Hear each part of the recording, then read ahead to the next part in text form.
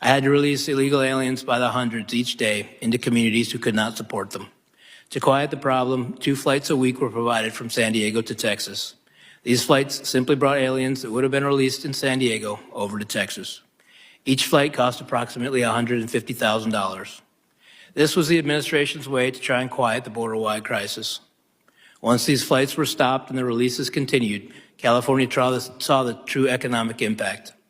I received calls from the governor's office, local mayors, and hospital administrators asking me if we could keep injured aliens in custody so the federal government would pay the medical bills. Through pressure from the administration, my headquarters became more interested in the fiction that being portrayed in the media and not at all concerned with reality. Each time we asked for help in dealing with a new issue, it fell on deaf ears. At times in San Diego, we had 2,000 or more aliens sitting in between the fences asking to turn themselves in. I was told to move them out of sight of the media. You've got a city that's in absolute turmoil. Everybody's against everybody. Chad Duncan is the police chief of Tremont City, Ohio, which is just outside of Springfield.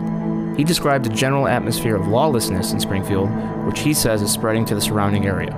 People that shouldn't be driving are out there and they're allowing them to drive. Chief Duncan described one of his recent traffic stops involving a Haitian migrant. He didn't even have a license, coming through town at 44 mile an hour in a 25 mile an hour zone. That's the second time in 2 weeks. And you towed his car?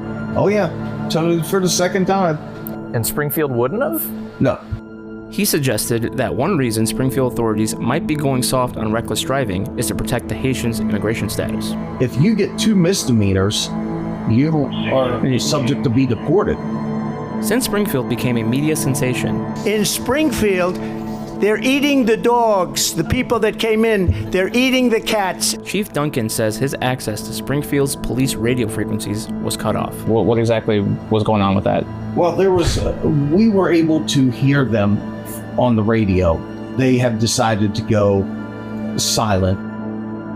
We don't know what's going on in the city. That happened the day they brought the state troopers in to help them out. Why would you think they would make things hard to communicate? Nobody can hear what you say and they don't know what you're doing, so they'll have to answer to it.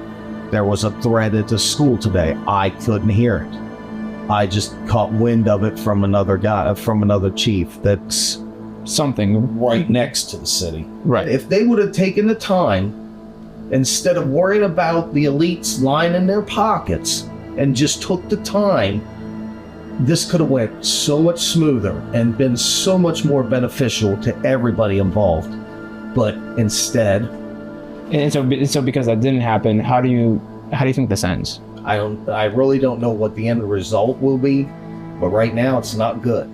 The New York City Department of Homeless Services is offering up to $4,000 to migrant families with children and pregnant women who are currently residing in a city shelter. It's called the Asylum. So after spending $5 billion caring for asylum seekers, New York has realized it's got a huge problem because the 65,000 people it's housing don't have enough money to move out of its shelters and live on their own, which is why the city's now going to pay them $4,000 each to leave.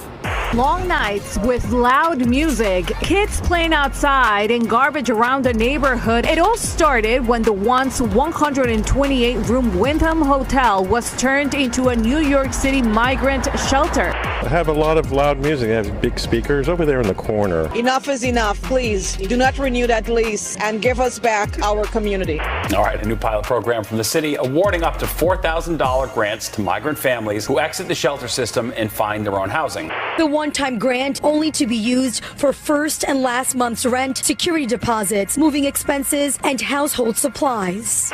Our mayor is a slumlord. City council members and immigration advocates blasting Mayor Eric Adams and his administration for implementing a policy that evicts migrant families with children after 60 days. We've done 150 families. I think we've had one person from a family, not even the whole family, come back. So that is, in my mind, a very strong success rate. We're not against migrants, however, we're against spending public funding to host them, to give them out like monthly stipends.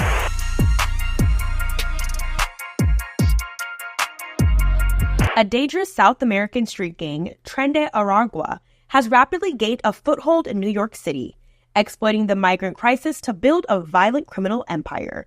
Originally from Venezuela, the gang has infiltrated city shelters, running illegal operations like drug trafficking, armed robberies, and prostitution right under the noses of authorities. Their influence stretches from Jackson Heights, Roosevelt Avenue, where migrant prostitutes now walk the streets day and night, to Randall's Island, and epicenter of their operations. Trende Aragua uses clever tactics to blend in. Gang members disguise themselves as food delivery workers, riding mopeds and carrying delivery bags filled with drugs and weapons, allowing them to commit crimes while hiding in plain sight. Recently, a 24-hour brothel was busted by NYPD, with sources suggesting it was linked to the gang. The gang preys on vulnerable young migrants, forcing them into criminal activity. Many members are as young as 15 and operate in groups, committing violent robberies across the city. In one recent spree, a man was brutally beaten and robbed by a group of 10 gang members for his phone and valuables. Another victim, relaxing in Central Park, was held at knife point and forced to give up his phone and $80. Trende Aragua has no issue about targeting average New Yorkers and even law enforcement. In June, 19-year-old gang member Bernardo Castro Mata was arrested for shooting 2 NYPD officers. Another teen, just 15 years old, opened fire on tourists in Times Square earlier this year. Randall's Island, where a large tent city has been set up to accommodate migrants, has become a recruitment hub for the gang. Trende Aragua uses fear tactics to strong-arm migrants into joining, threatening their families back home if they resist.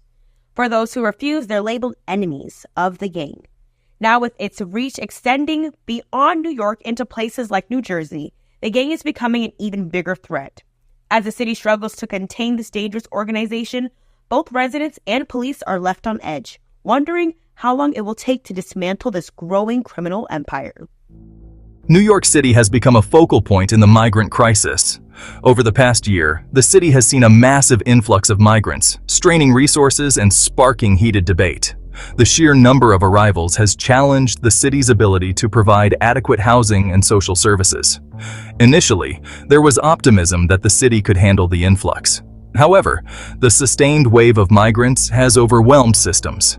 This has resulted in makeshift shelters and a growing sense of urgency among city officials. The financial burden on taxpayers is also a significant concern. The cost of providing for the basic needs of thousands of migrants is substantial. This raises questions about long-term sustainability and the potential impact on other essential city services. The situation in New York City underscores the broader challenges of the migrant crisis. It highlights the need for comprehensive immigration reform and a more coordinated approach to managing migrant flows. The current situation is unsustainable and demands immediate attention. Aurora, Colorado, a suburb of Denver, offers a different perspective on the migrant crisis. Aurora has experienced a significant influx of migrants. This has put a strain on the city's resources and sparked debate among residents. Concerns have been raised about the impact on schools, public safety, and community character. Some worry about increased competition for jobs and resources. Local officials struggle to find solutions. Balancing the needs of migrants with residents' concerns is delicate. The situation requires careful consideration of humanitarian concerns and managing limited resources. Springfield, a smaller city, provides yet another perspective on the migrant crisis. The arrival of migrants in smaller communities often has a more pronounced impact due to limited resources and infrastructure. Springfield exemplifies this challenge. The influx of migrants has strained Springfield's social services, housing availability, and public safety resources. The city's capacity to absorb and integrate newcomers is being tested. Local officials and community leaders are grappling with how to best respond to the situation. Finding solutions that address both the immediate needs of migrants and the long-term well-being of the community is a priority. Springfield's experience highlights the ripple effect of the migrant crisis. Even small towns are feeling the impact, underscoring the need for a comprehensive and coordinated national response. The situation calls for collaboration between federal, state, and local governments. Section 4. The political divide. The migrant crisis has become a highly politicized issue, dividing Republicans and Democrats.